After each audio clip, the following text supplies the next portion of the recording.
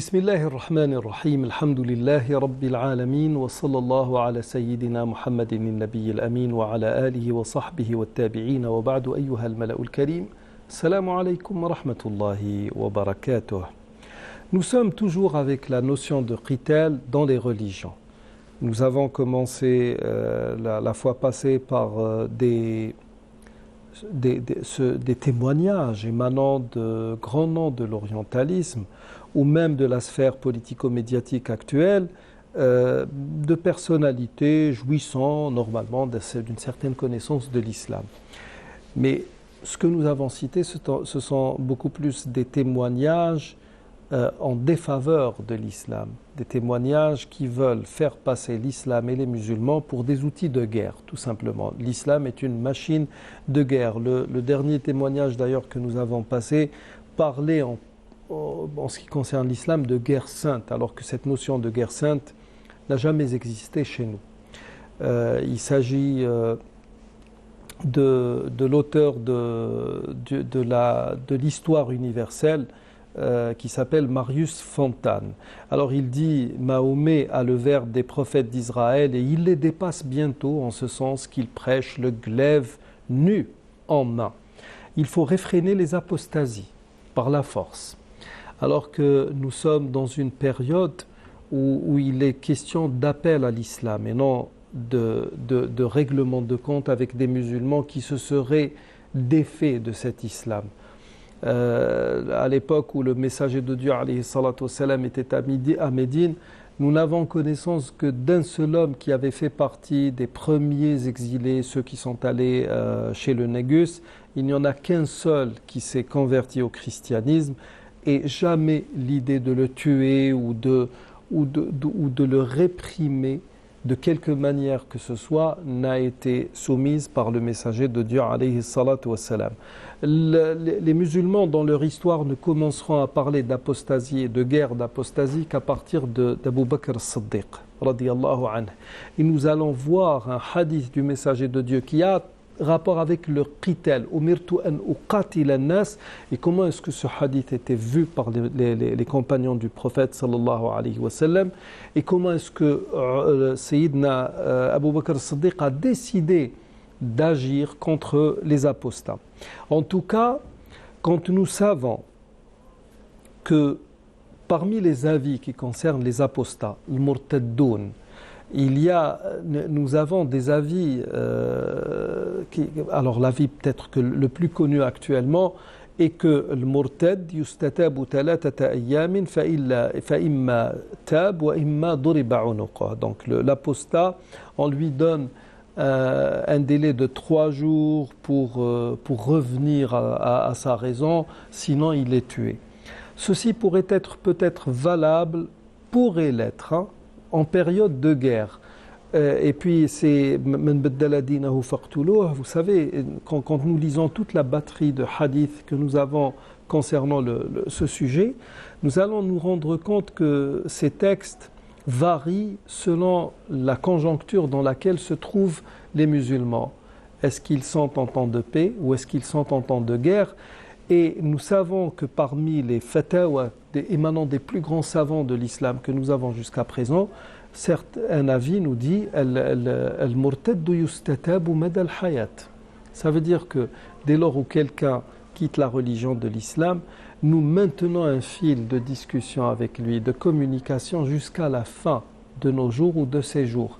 C'est dire que nous restons fidèles à la logique des prophètes qui ont été envoyés par Dieu pour faire en sorte que les gens puissent aller au paradis et non pour causer leur mort afin qu'ils aillent en enfer, comme le veulent certains.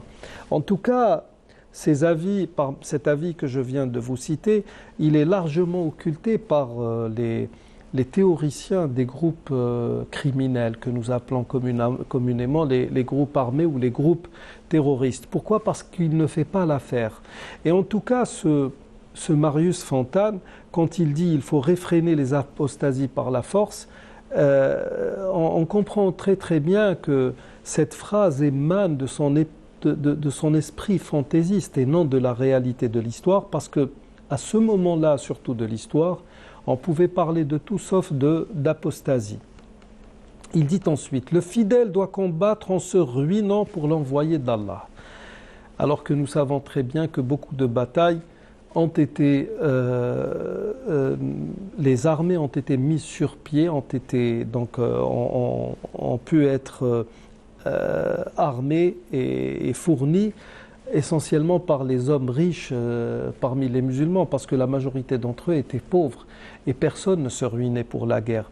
C'est trop peu de croire en Dieu, il faut aussi croire en Mahomet, tout lui subordonner, tout lui sacrifier. Les sourates sont maintenant comme des coups de trompette stridents, laconiques, harangues, où le Rasoul promet en 3 mots affirmatifs retentissants la démonstration de la vérité par la violence, la suprématie des croyants par la victoire, l'enrichissement des guerriers par le butin.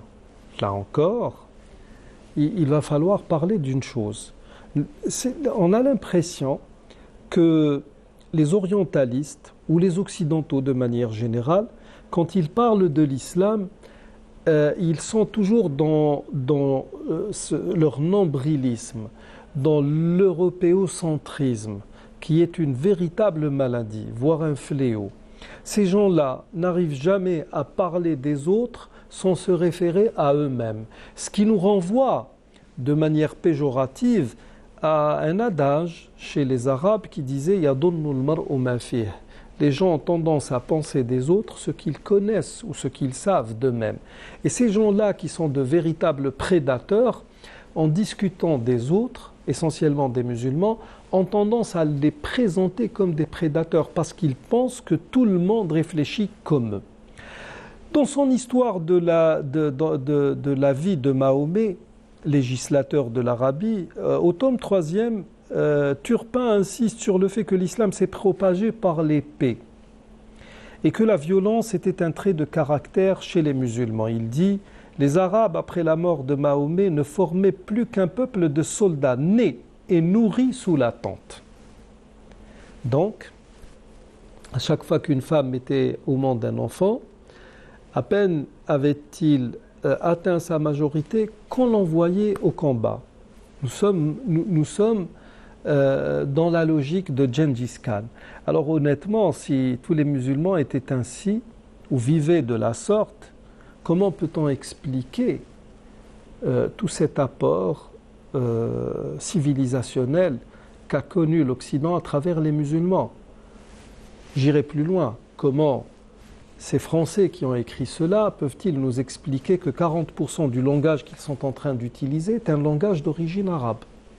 Si tout le monde ne vivait que par et pour la guerre. Donc, sous l'attente, leur empire, le seul qui eut la religion pour fondement, ne pouvait s'affermir que par elle, puisqu'il s'en faisait un titre pour s'approprier les dépouilles des nations infidèles.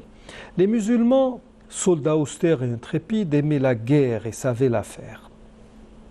Dans la revue contemporaine, Mahomet et le Coran, l'Herminier nous dit, précisant les caractères de l'islamisme primitif tel qu'il sortit du Coran, c'était une espèce de théisme abstrait et vague.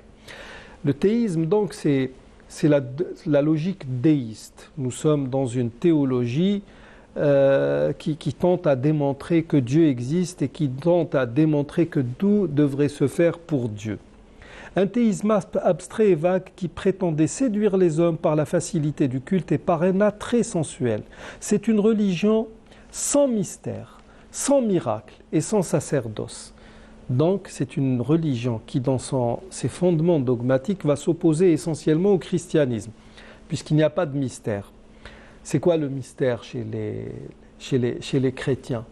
C'est le fait d'énoncer une énormité, quelque chose que le cerveau ne pourrait admettre, ne pourrait comprendre, et qui défie même Dieu, et que l'on va frapper de mystère ou par le mystère pour lui donner un semblant de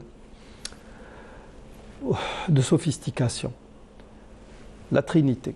La Trinité, c'est quoi? C'est 3 dieux en un, ou 3 essences divines participant à un même être. C'est quoi, messieurs, la Trinité? C'est le mystère. Par un mot, on explique l'inexplicable. Sans miracle, sans sacerdoce. Et je dirais, quand on me dit sans sacerdoce, tant mieux. Nous, au moins, nous ne faisons pas dans nous sommes. Cette notion d'homme de Dieu, elle n'existe pas, elle est valable pour tout le monde. La religion telle qu'elle se pratique, elle se pratique par des hommes qui vivent pleinement leur époque. Nous sommes dans le sécularisme, nous ne sommes pas dans une théologie qui fait des religieux des êtres suprêmes et qui donne même l'impeccabilité à un pape. Ça n'existe pas chez nous. Donc, il revient au qital, au combat. C'est un appel à la force, un cri de bataille. C'était un fanatique dessein d'abattre, d'exterminer tout ce qui ne se ferait pas musulman. Cependant, cet enthousiasme ne put se maintenir longtemps à ce degré de violence et de ferveur. Les musulmans ne mirent plus à mort tous les vaincus.